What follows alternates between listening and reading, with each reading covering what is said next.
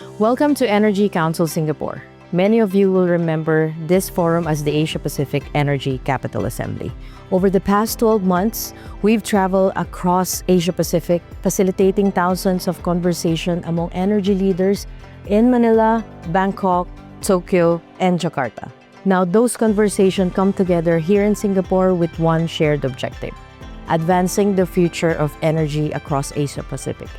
For more than a decade, this community has brought together the people shaping our industry's future: the operators, the investors, policymakers, regulators, innovators, and advisors.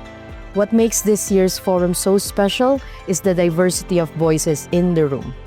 Our partners have traveled from across Asia-Pacific, North America, Europe, and the Middle East to share insights, challenge assumptions, and explore what's next.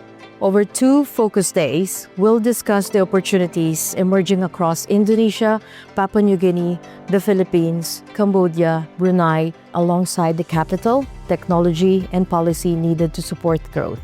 Most importantly, thank you to our sponsors, speakers, partners, and delegates for being part of this community.